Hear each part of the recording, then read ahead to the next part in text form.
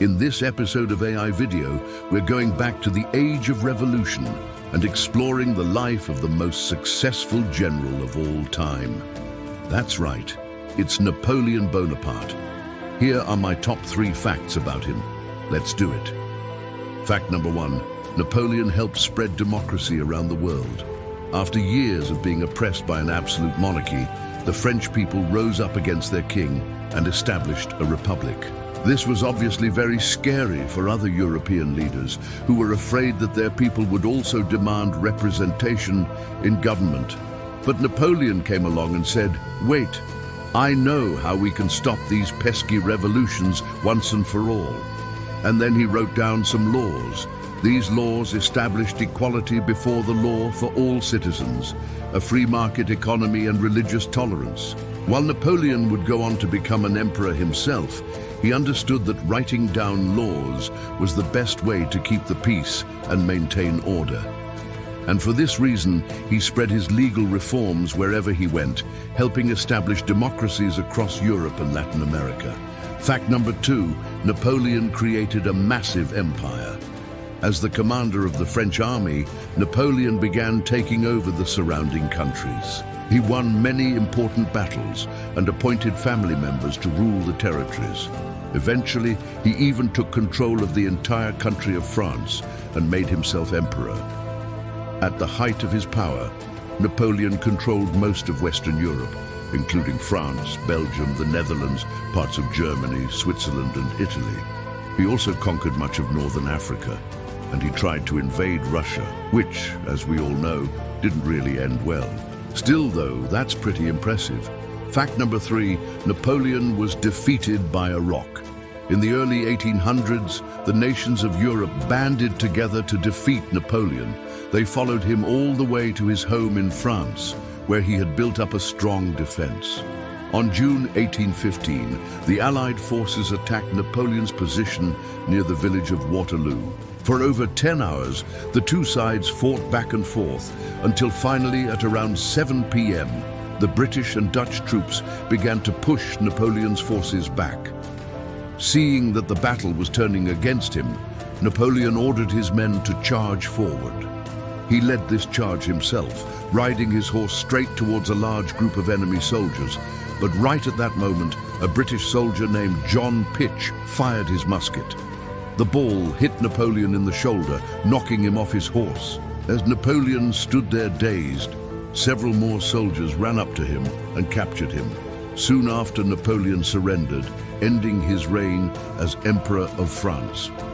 Now that we've established my top 3 facts about Napoleon, it's time for me to pass the torch to our amazing team of historians who have crafted an incredible cinematic experience featuring all the epic battles, famous quotes, and greatest moments from Napoleon's life. So sit back, relax, and enjoy this epic tale of ambition, betrayal, and warfare. The year is 1799, and the French Revolution has just ended. The streets of Paris are still littered with the bodies of the former nobility who lost their heads to the guillotine. But now, a new threat looms on the horizon. Rival European powers are preparing to march on France and restore the old order. Fortunately for the French, one man is ready to take them to victory. His name is Napoleon Bonaparte. As the leader of the French army, Napoleon quickly stopped the foreign invaders and turned the tide of battle against the kings and queens of Europe. In the process, he won the support of the common people and became a national hero. But that wasn't enough for Napoleon. He wanted more than just respect. He wanted total domination. With the help of his brother Joseph, he seized control of the government and declared himself Emperor of France. But Napoleon wasn't done yet. Not only did he want to rule France, he wanted to rule all of Europe.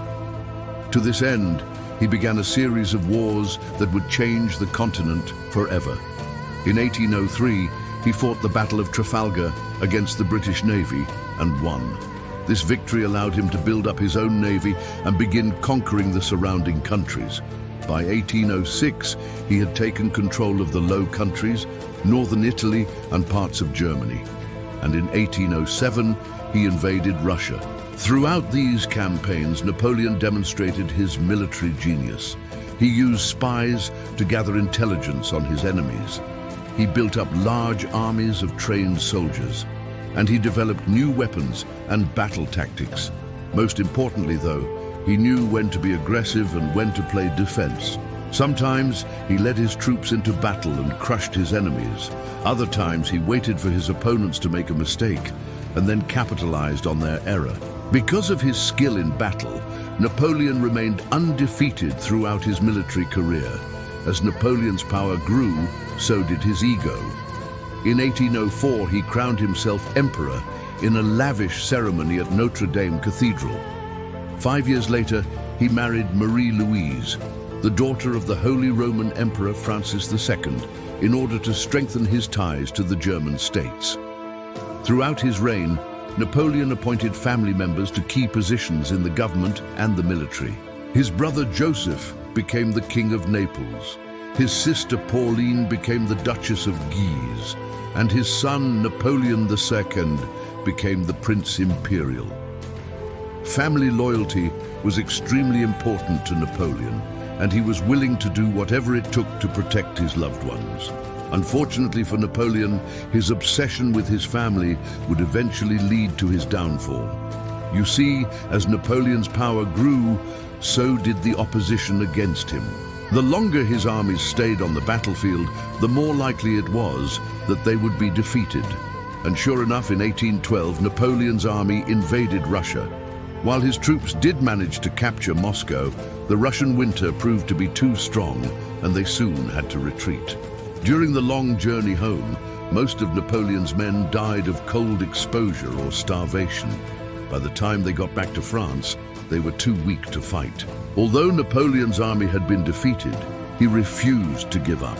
In 1815, he launched a final campaign to take back control of Europe.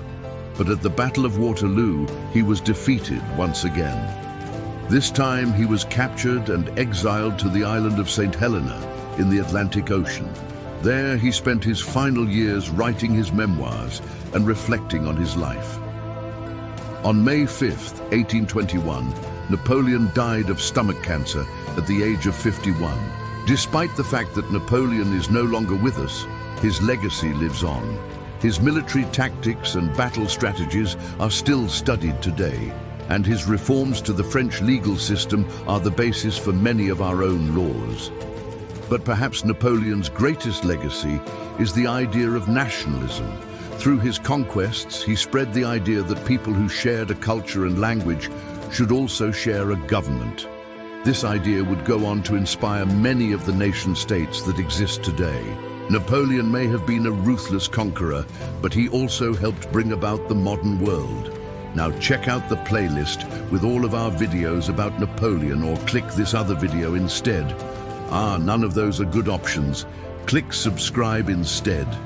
Wait, why are you still here? Please leave.